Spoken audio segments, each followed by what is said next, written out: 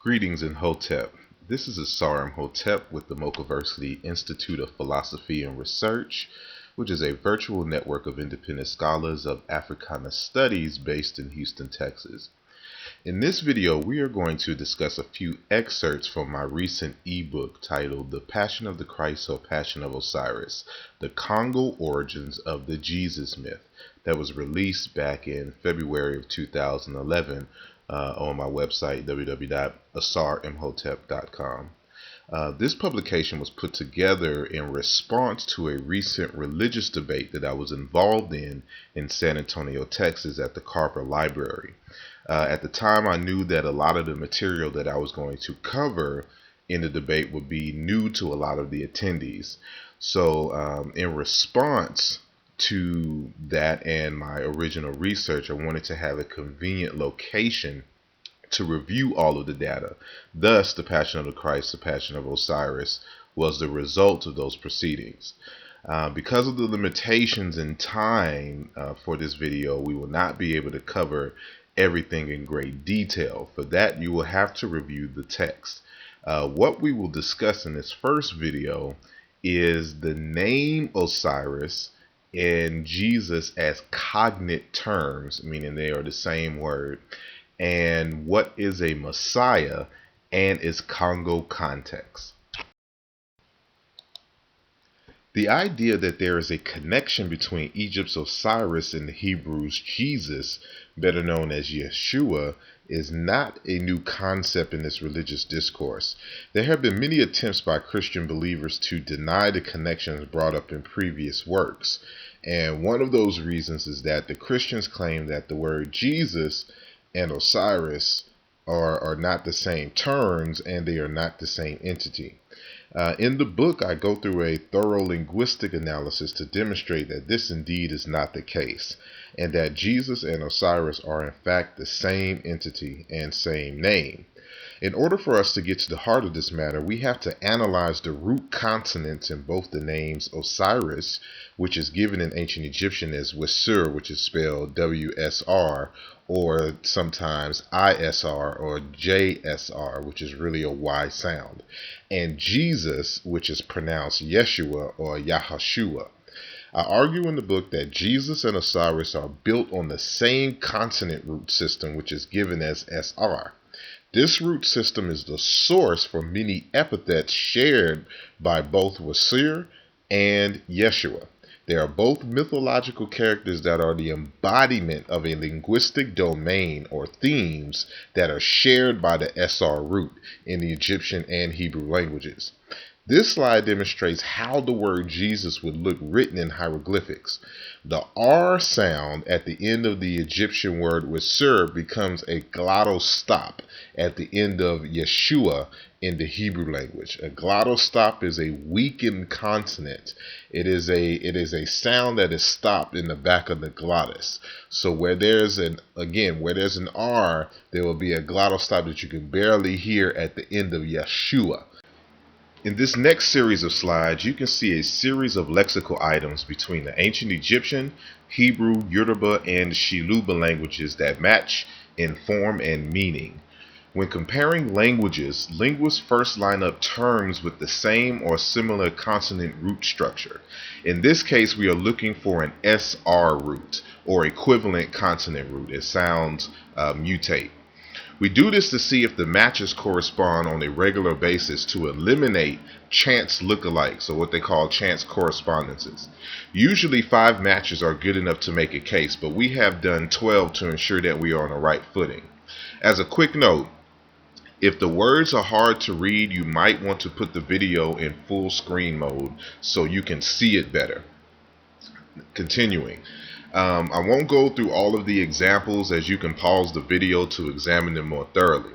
What I want you to pay attention to is the correspondence between the words in all four of the languages examined.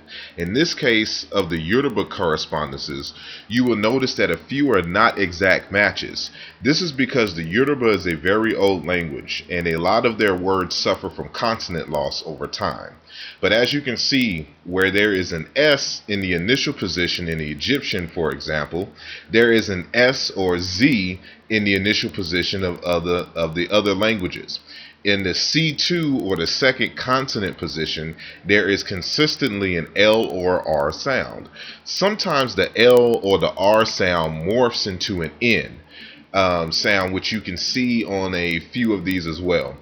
Look at the Hebrew terms and you will see that often the glottal stop, which is symbolized by an apostrophe, takes the place of either the S sound at the beginning or the L sound in other matches in the secondary consonant position. We will now demonstrate these facts in detail so we can compare the word save in Hebrew, which is pronounced shua, with the glottal stop at the end with the other languages, the other African languages, so we can be on solid linguistic grounds to do so. As we can see in these Yoruba examples, that the final R or L sound mutates also into a D sound in the first example, Sadi.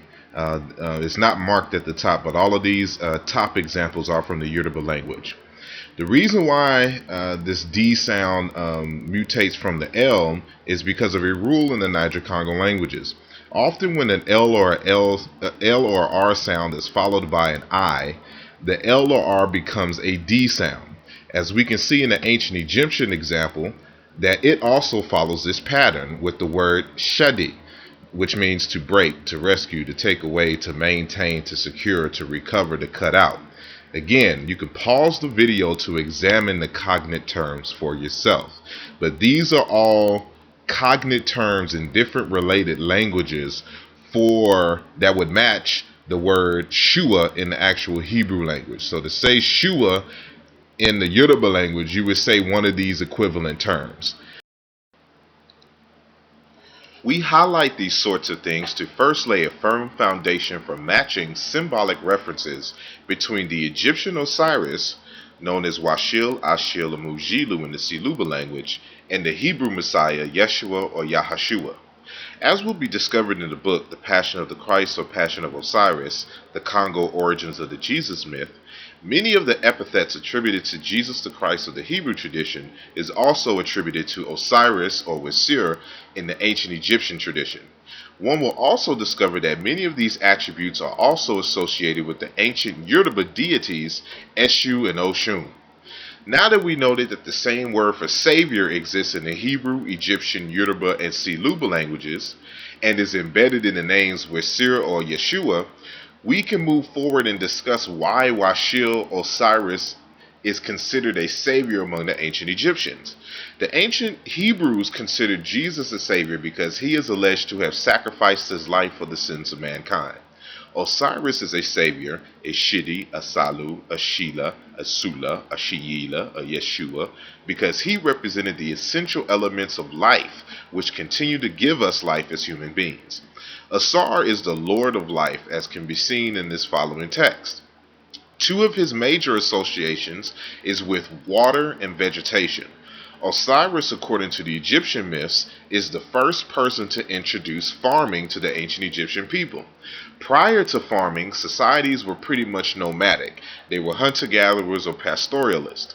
By introducing farming, Osiris saved the ancient Egyptian people from a life of endless wandering. He gave them leisure time to explore the sciences and the artistic passions of the heart. This is one of the reasons why Washil was highly revered as an ancestor among the ancient Egyptians. This notion of savior was adopted by the Hebrews, who were very familiar with the Osiris myth and just transferred many of the attributes of their version of Washil, which they named Yeshua. Now, you will notice in the text that Yeshua is also known as the Lord of Life and the Lord of Waters. And we don't have enough time to really go through all the details, but when you sift through the book, I provide the necessary evidence to demonstrate these same correspondences, not only linguistically but conceptually, and I provide the context for understanding exactly, how these two things correlate, using the Yoruba system E5 as a backup system for the ancient Egyptian to demonstrate that this concept, these terms and these associations are widespread across the African continent, including Central Africa, where the Siluba language is spoken to this day. The book goes, of course, into much more detail than we can cover here. As stated earlier, you can go to www.asarimhotep.com to find out more. The next video, part 2, we're going to talk about what is a Messiah and the Congo origins of what a Messiah is and how it was institutionalized in Africa, but became a unique phenomenon amongst the Hebrews. So I thank you for enjoying this video, so stay tuned for part 2.